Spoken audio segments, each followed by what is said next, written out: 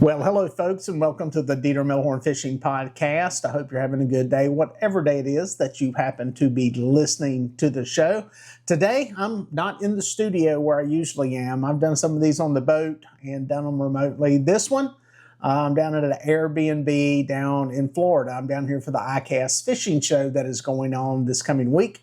But this news broke, and I wanted to talk about it. This is about a state record fish out in Kansas, a blue catfish. This fish was caught about almost 2 months ago, but because of the certification process that these states go through, the fish had to be, go through all the stuff that they do. They make sure it's caught legally, make sure the angler had a license, make sure it's the species fish that they say it is, and it's kind of a formality, basically, to go through it. But I just saw online today that it had been finally certified. And that's kind of what we're going to talk about and bring you up to date on that, how it happened, what it was caught on, and some bad news about this deal. There's a downside to it. Actually, two downsides, but we'll get to both of them. This angler here with the fish, Daniel Mayer, caught this fish on the Missouri River. And I believe it straddles the line between Kansas and Missouri, and he had to determine which side he caught the fish on. It turns out it was on the Kansas side, so that is where he went through the process for getting this fish verified as a state record. I guess part of the process there is getting it weighed on certified scales. Every state differs in how you do this, folks. And it's one thing to be aware of. We're probably going to do a video or a podcast about that down the road. But I think in this state, the fish could be dead or alive. And in this case, it needed to be alive for something else, the bad part we're going to talk about. But I believe in this state, it can't be frozen. Different states have different regulations. Some places will tell you to freeze it and bring it in later and get it weighed. But if you think you have a state record fish, make sure you jump through all the hoops to get it weighed. This angler did that, tried to keep it alive to get it weighed and get it released back alive into the water. Went through the verification process, did everything that he was supposed to, and it tipped the scales at just a little bit over 121 pounds. Now, the amazing thing is this eclipsed the previous record by 20 pounds, which is amazing. That's pretty big. That's a big jump. Sometimes these records are maybe just a pound, 2 pounds, 5 pounds. This was significant. It's interesting that they did not have a bigger blue cat from that area.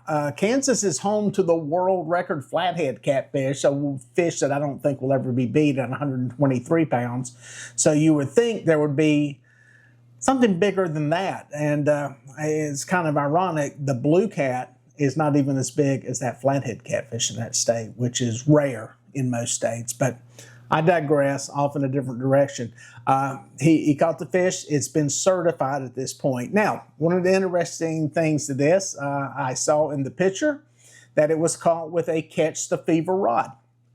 And Catch the Fever, like Mad Cats, has a program to where when you catch a state record fish, with Catch the Fever, you're eligible for a prize. I think up to $15,000 or $20,000 if you're using their rods and you're wearing their apparel. Mad Cats has a similar program to where they actually create a rod, a signature rod, and the rods are sold and you get a percentage of those sales. So depending on how many rods you sell, it could be more than $20,000. It could be less, but they're both incentive programs for anglers to use their gear.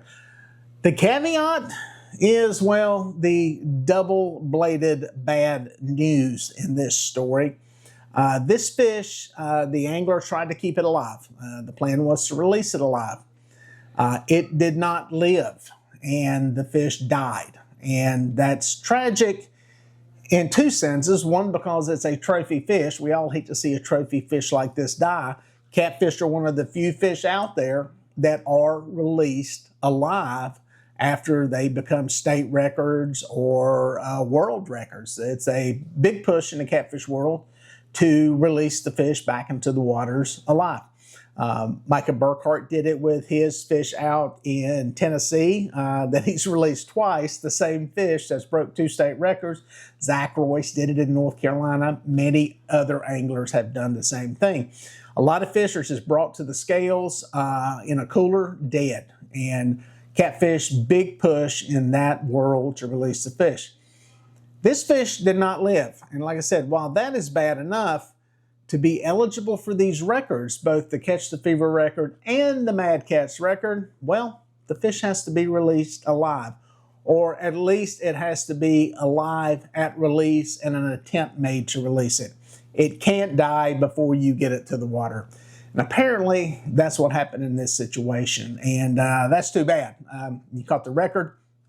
That's great, but missed out on a big chunk of prize money there. But nonetheless, a great fish, a record fish. We continue to get them showing up, even with all the pressure that is being put on our fisheries for trophy catfish today, whether it be by the anglers, tournaments, or the world of pay lake selling them, commercial fishing, all the different things. Fish are still showing up, and they're still out there, and there's still records to be broken. He was using a piece of carp for bait, is what I read in one of the articles, which is pretty cool. I'd love to see how big that piece of bait was that he caught this fish on. But another great story of a great fish being caught, another angler trying to keep them alive.